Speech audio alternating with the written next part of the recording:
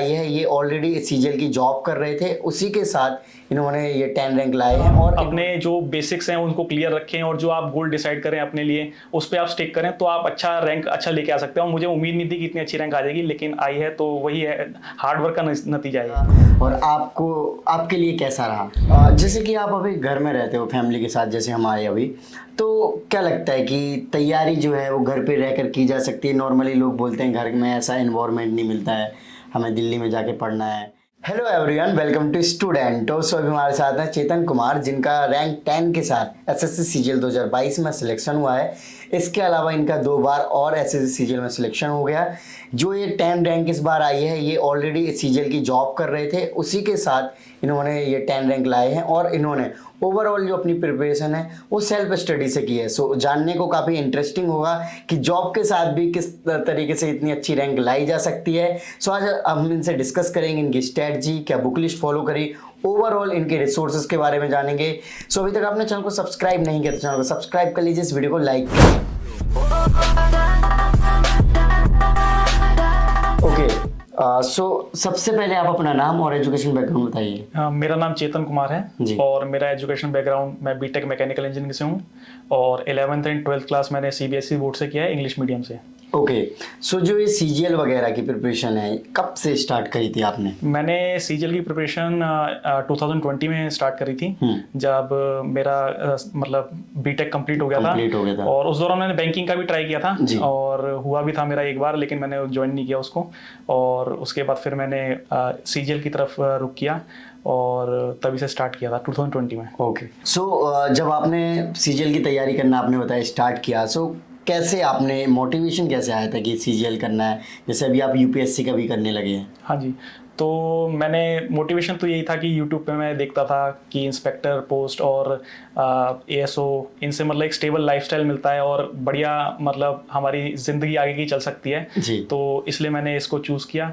बाकी मोटिवेशन मैं देखता था उनको कि कैसे पढ़ते हैं और मुझे भी कैसे पढ़ना है, क्योंकि मुझे कुछ पता नहीं था एसएससी के बारे में। ओके, तो फिर मैंने धीरे धीरे शुरू किया, थोड़ी थोड़ी चीज़ें ग्रैब की और ऐसे मेरी शुरुआत हुई। राइट, आपके ऑलरेडी 2 टाइम जैसे सिलेक्शन हो रखे हैं, तो ये बताइए कौन से रैंक के साथ हुआ, कब हुआ था? मेरा फर्स्ट टाइम 2019 सीजीएल से हुआ था और उसमें मेरे को अकाउंटेंट सीजे मिला था और मेरी रैंक उस टाइम 3788 थी, क्योंकि मेरा प्रीलिम्स थोड़ा खराब हो गया था और उस वजह से मेरा ओवरऑल रैंक थोड़ा कम हो गया था। मेंस मेरा अच्छा गया था उसमें जी। फिर मेरा 2020 सीजीएल से हुआ एएसओ सीएसएस में और उस समय मेरी रैंक थी 139। तो ये 2 सीजीएल से मेरा सिलेक्शन हुआ था। 139? यस। ओके, और अभी आपका 10 रैंक आया। हाँ जी। सो ये सिंगल डिजिट या डबल डिजिट में जो रैंक आता है, ऑब्वियस सी बात है काफ़ी सरप्राइजिंग होता है और काफ़ी ऐसा मतलब कुछ टाइम तो समझ ही नहीं आता कि ये सच में हमारी रैंक है। तो अब ऐसा सीन रहा है, क्योंकि ऑलरेडी आप जॉब में हो, तो मुझे नहीं लगता है कि उतना रहा होगा। बिल्कुल बिल्कुल रहा है, क्योंकि शुरुआत में मैं जब देखता था कि लोगों की इतनी अच्छी अच्छी रैंक आती है, कैसे पढ़ते होंगे, क्या करते होंगे, क्या अलग करते होंगे वो लोग। लेकिन ऐसा कुछ नहीं है, मतलब अगर आप अपने जो बेसिक्स हैं उनको क्लियर रखें और जो आप गोल डिसाइड करें अपने लिए उस पर आप स्टिक करें तो आप अच्छा रैंक अच्छा लेके आ सकते हैं। और मुझे उम्मीद नहीं थी कि इतनी अच्छी रैंक आ जाएगी, लेकिन आई है तो वही है, हार्ड वर्क का नतीजा है। राइट, सो जैसे आपके पहले भी सिलेक्शन था, जॉब करते रहे, फिर आपके ये अटेम्प्ट दिए, तो आपको कोई प्रॉब्लम्स का सामना करना पड़ा कि यार मैं उतना टाइम नहीं दे पा रहा हूँ और अब रैंक नहीं आएगी अच्छी, मैं क्यों दे रहा हूँ ऐसे करके? यस, प्रॉब्लम का सामना करना पड़ता था, क्योंकि ऑफिस टाइमिंग्स 9 to 5:30 आपको जाना ही जाना है और वहाँ पे आप पढ़ नहीं सकते, क्योंकि वो माहौल नहीं बन पाता। वहाँ पे कोई कुछ कर रहा है और कुछ काम कर रहा है तो वो माहौल नहीं बन पाता। तो मेरे को घर पे आके या तो मैं पढ़ता था या मैं सुबह सुबह पढ़ता था। तो जैसे जल्दी उठ गया और सुबह 2 घंटे पढ़ लिया, तो उससे जो सुबह पढ़ने से मुझे बहुत फ़ायदा हुआ और शाम को आके इतना टाइम नहीं मिलता था या फिर थक जाता था मैं, तो उतना नहीं पढ़ पाता था। तो ऐसे टाइम मैनेज किया मैंने। ओके, सो पहले आपके जो अटेम्प्ट्स थे फर्स्ट एंड सेकंड, जो कि आपने सेल्फ स्टडी से करे हैं, सो ओवरऑल स्ट्रेटजी बताइए कि मैथ को आप कैसे अप्रोच करते थे, फिर ऐसे ही जीएस के लिए बताना, रीजनिंग, इंग्लिश। तो मैथ्स के लिए मैंने यही किया कि सबसे पहले बेसिक्स क्लियर करिए। जैसे यूट्यूब पे कुछ अच्छे टीचर्स हैं, जैसे आपके आभास सैनी हो गए और अभिनय शर्मा हो गए, पवन राव हो गए। इनके जो कुछ टॉपिक्स जो मुझे पता लगते थे ये अच्छा पढ़ाते हैं। जैसे पवन राव सर का मैंने सुना था ज्योमेट्री बहुत अच्छा पढ़ाते हैं, तो मैंने ज्योमेट्री उनसे कर लिया। और बाकी टीचर्स का ऐसे ही मैंने थोड़ा थोड़ा करके बेसिक्स पहले अपने क्लियर करे। फिर मैंने फोकस किया मॉक टेस्ट और प्रीवियस ईयर क्वेश्चन पे। तो प्रीवियस ईयर क्वेश्चन मैं पिनेकल की बुक आती है उससे करता था और उसमें उसमें अपना टाइमर लगा के करता था कि मुझे 15 मिनट में इतने क्वेश्चंस करने हैं। जैसे अभी मेरे को 15 मिनट में 10 क्वेश्चन हो रहे हैं या 5 क्वेश्चन हो रहे हैं, तो अगली बार मुझे वो बढ़ाने हैं। तो हर बार जब ऐसे ऐसे करता गया तो मेरी स्पीड बढ़ती गई और मेरे को जो कॉन्सेप्ट है वो भी अच्छे क्लियर होते गए। और मॉक टेस्ट ने बहुत हेल्प किया है उनकी एनालिसिस करके, और उससे मेरे को बहुत अच्छे नतीजे मिले। ओके, बाकी रीजनिंग, जीएस? रीजनिंग के लिए मैंने थोड़ा बैंकिंग के लिए प्रिपेयर किया था, तो रीजनिंग मेरी ओवरऑल ठीक थी। तो रीजनिंग के लिए मेरे को बस previous year questions, overall previous year questions देखने पड़े और उससे मेरे को हो गया काम। और आपका जीएस? जीएस थोड़ा ट्रिकी रहता है हर बार, क्योंकि नहीं पता होता कहाँ से क्वेश्चंस आते हैं। हाँ। तो सबसे पहले मैंने ये किया कि जो प्रीवियस ईयर क्वेश्चंस जो होते हैं उनमें ओवरऑल उनको याद नहीं किया, मतलब उनको ओवरऑल देखा कि कौन से टॉपिक से ज़्यादा क्वेश्चंस आ रहे हैं। जैसे हिस्ट्री से कहाँ से क्वेश्चन ज़्यादा उठ रहे हैं, ज्योग्राफी से कहाँ से उठ रहे हैं, और फिजिक्स, केमिस्ट्री, बायो कहाँ से क्वेश्चन ज़्यादा आते हैं। तो फिर जब मैंने उनको समझा तो फिर मैंने लूसेंट की एक बुक होती है, उसमें फिर उन टॉपिक्स को थोड़ा इन डेप्थ पढ़ा, और बाकी जो जो चीज़ें मेरे को थोड़ी और मतलब कम लग रही तो वो मैंने यूट्यूब वीडियोज़ में उसको मतलब उस नॉलेज को सफिस किया थोड़ा। तो इस तरह से मैंने जीएस को टैकल किया। ओके, जो इस बार जो एग्जाम आया था उसमें चारों सब्जेक्ट आए थे, है ना, मेंस में, जो कि पेपर पैटर्न चेंज हुआ था, तो इसमें ज़्यादा आपको हार्ड लगा या सिंपल लगा, और आपको आपके लिए कैसा रहा?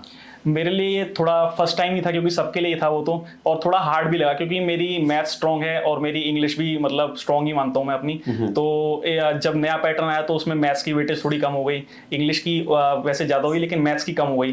तो मुझ जैसे बच्चों को थोड़ा नुकसान था इसमें, जिनकी अगर मैथ्स स्ट्रॉन्ग है तो वो एज ले जाते हैं मैथ्स में। हाँ। और तो मेरे लिए थोड़ा मतलब नेगेटिव पॉइंट था, लेकिन फिर भी मैंने इसको थोड़ा चैलेंज के रूप में लिया और अपनी जीएस को थोड़ा स्ट्रॉन्ग किया और इंग्लिश को भी थोड़ा और जैसे और ज़्यादा स्ट्रॉन्ग किया, तो उससे मेरे को हो गया, निकल गया।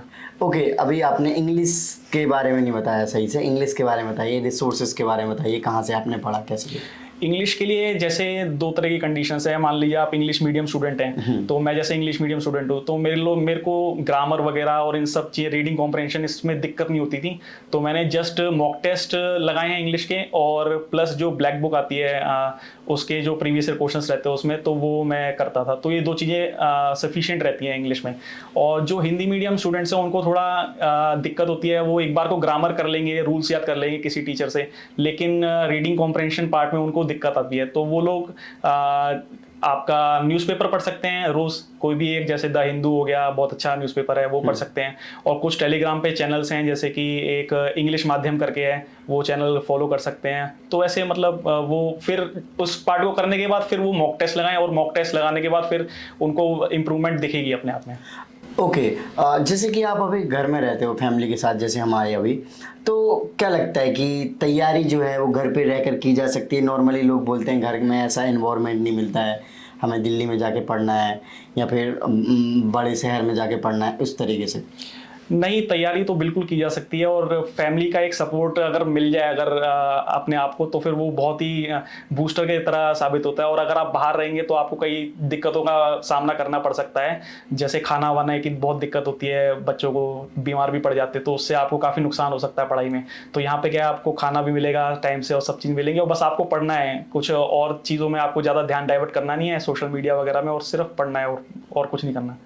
ओके, सो आप जब पढ़ते थे तो अभी जैसे आपने बताया कुछ नहीं करना है, तो बाकी सारी चीज़ों से कट ऑफ होकर पढ़ रहे थे या फिर बाकी सारी चीज़ों को एंजॉय करते हुए? जैसे कि नॉर्मली कहा जाता है, जैसे कोई रिलेशनशिप में है तो रिलेशनशिप अच्छा नहीं है, सोशल मीडिया नहीं करना चाहिए, बाहर ज़्यादा घूमना नहीं चाहिए, इस तरीके की चीज़ें।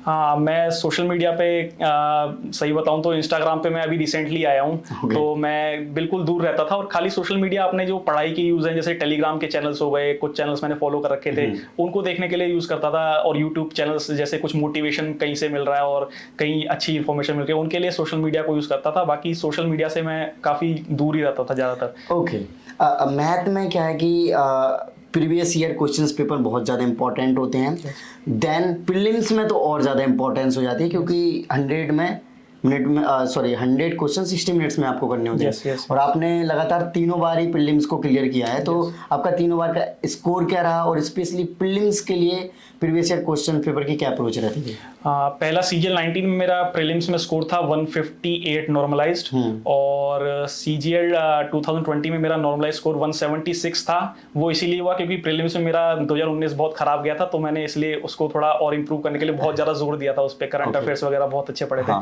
और 2022 में मेरा स्कोर एवरेज ही रहा, मैं कहूँगा 152, क्योंकि पता था ये खाली क्वालिफाइंग है, तो इसलिए उस पर ज़्यादा मैंने ध्यान नहीं दिया। मैंने कहा मेंस पे फोकस करते हैं, अभी प्रीलिम्स में इतना फोकस करना नहीं है। और प्रीवियस ईयर क्वेश्चंस तो फायदेमंद रहते ही हैं। आप किसी के भी उठा लीजिए, सीपीओ के कर लीजिए, CHSL के कर लीजिए, वो आपको काम आएंगे ही आएंगे। और चाहे प्रीलिम्स हो या मेंस हो, वो आपको हर जगह काम आएंगे। तो प्रीवियस ईयर क्वेश्चंस करने ही करने हैं सबको। Right. So previous year questions paper आप स्टूडेंट, जैसे मैं एज अ सीजीएल की तैयारी करने के लिए आता हूँ, तो मुझे कब से प्रीवियस ईयर क्वेश्चंस पेपर या फिर कब से इनके अप्रोच को मतलब लेना चाहिए, मुझे कब से लगाना चाहिए? मुझे तो ये लगता है कि CGL जैसे एग्ज़ाम के लिए आपको लगभग 6 मंथ्स की प्रिपरेशन तो चाहिए कम से कम।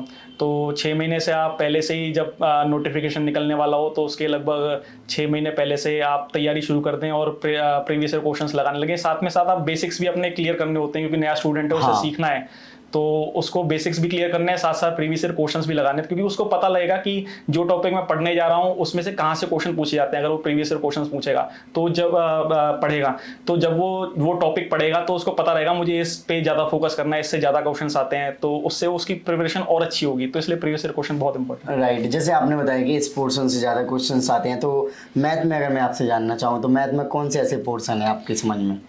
मैथ्स में तो जैसे अभी रिसेंटली तो अभी चेंज हुआ है पैटर्न, तो उसमें ज्योमेट्री और इसका ज्योमेट्री और अलजेब्रा हो गया, इनका थोड़ा कम हो गया पोर्शन। बाकी पहले ज्योमेट्री, अलजेब्रा और एडवांस के बहुत अच्छे क्वेश्चंस आते थे, और वो काफ़ी ट्रिकी भी रहते थे। जैसे अरिथमेटिक आप कर लेंगे थोड़ा बहुत उससे, लेकिन एडवांस मैथ्स का काफ़ी अच्छा वो आता था लेवल। लेकिन आजकल वो नहीं आ रहा है, तो आप थोड़ा अगर कम भी करेंगे, मतलब उस पर कम ध्यान देंगे, तब भी आपका हो जाएगा। तो मेरे ख्याल में एडवांस पे ज़्यादा ध्यान देना चाहिए, और अरिथमेटिक थोड़ा आप ले सकते हैं, इजीली भी ले सकते हैं। राइट। ओके। बाकी अगर इंग्लिश की मैं बात करूँ, क्योंकि इंग्लिश में काफ़ी चैलेंजेस रहते हैं स्टूडेंट्स के साथ। कई लोग क्या होते हैं, हिंदी बैकग्राउंड के होते हैं, तो उनको इंग्लिश टफ लगती है, तो कुछ ये भी रहता है। तो इंग्लिश में कौन से फेवरेट क्वेश्चंस, मतलब सॉरी, कौन से ऐसे टॉपिक्स हैं जिन पे ज़्यादा मार्क्स लाए जा सकते हैं, जैसे कि जो हिंदी वाले बच्चे हैं तो वो उसी पे फोकस करें? यस। तो इंग्लिश में जैसे रूल्स बेस्ड क्वेश्चंस होते हैं, जैसे आपका वॉइस हो गया, नरेशन हो गया, इसमें आप एक बार रूल्स अगर पढ़ लेंगे तो आपके उसमें मार्क्स पक्के पक्के हैं। तो जो भी वीक स्टूडेंट्स हैं वो सबसे पहले तो ये काम कर सकते हैं कि जो वॉइस हो गया, नरेशन हो गया, या फिर जो सेंटेंस इंप्रूवमेंट के क्वेश्चंस हो गए, उनके एक बार रूल्स पढ़ लें, और फिर उसको वो अच्छे तरीके से कर पाएंगे, तो मैक्सिमम मार्क्स उनके आ जाएंगे। बाकी एक बार वो रीडिंग कॉम्प्रहेंशन पार्ट को भी अपना स्ट्रॉन्ग बना ले, तो फिर उनको कोई दिक्कत नहीं होगी इंग्लिश में। राइट। ट्रिक्स एंड टिप्स, बिल्कुल सही बात है। ट्रिक्स मैथ्स में जैसे हो गया, कई क्वेश्चंस ऐसे होते हैं, अगर आप उसको कन्वेंशनल वे से जाएंगे तो शायद आपको थोड़ा टाइम ज़्यादा लगेगा। इतना भी टाइम नहीं लगेगा, लेकिन थोड़ा टाइम बाकियों से आप ज़्यादा ले लेंगे। तो ट्रिक्स का काफ़ी अच्छा वो रहता है कि मतलब मैथ्स में हो गया और रीजनिंग में भी हो गया। तो बाकी टिप्स तो यही है कि आपको प्रिपरेशन करनी है तो बेसिक्स आप क्लियर करें अपने। जिस भी टीचर से आप करना चाहें, चाहे आप यूट्यूब से पढ़ें या फिर किसी का पेड कोर्स लें, सभी इक्विवेलेंट है, सभी टीचर्स बढ़िया पढ़ाते हैं। और उसके बाद आप मॉक टेस्ट दें, क्योंकि मॉक टेस्ट बहुत ज़रूरी है, और उसका एनालिसिस भी करें।